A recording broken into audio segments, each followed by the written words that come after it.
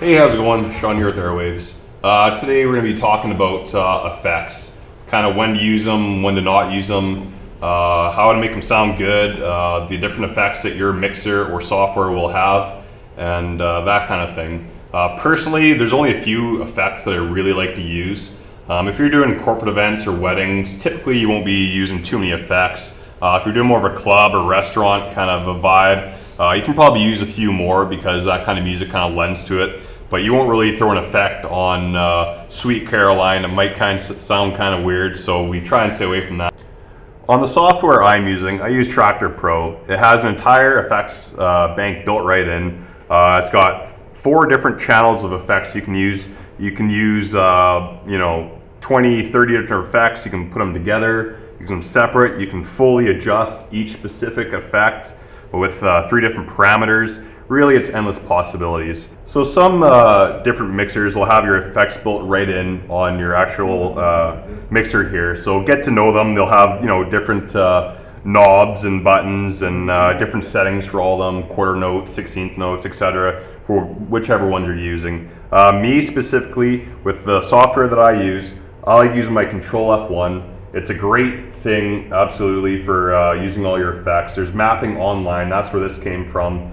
So it has all my effects that I use with Tractor built right into it at the push of a button. It's a wonderful thing. So I'm just going to kind of walk you through a few of them, kind of show them what you use them for. Like I said, there's only a few effects that you're really going to use for weddings, corporate events.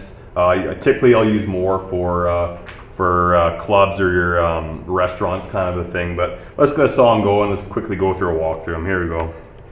So here's kind of a cool effect. It kind of breaks up the beat a little bit. It's cool if you're using 2 songs at once. It can add a little bit of pause and drama to a song. So here's a quick one.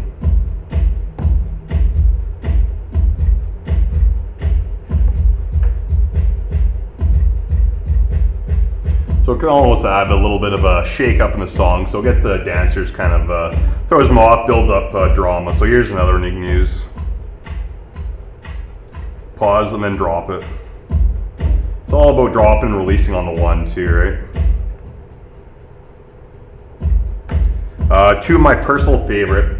This is reverb. So reverb gives out that real echoey sound that also really builds up the drama.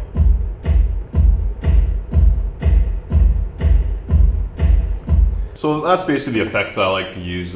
Some you'll use a lot more than others. Like I said, in conclusion, I like using my Echo Freeze. Gets you through the rough mixes, which some of them can be pretty tough to do, so it's a quick way of getting out of it. Great for build-ups is your reverb and your delay.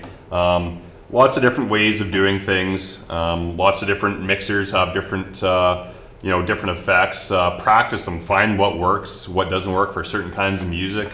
If you're using Tractor Pro, there's a million of them.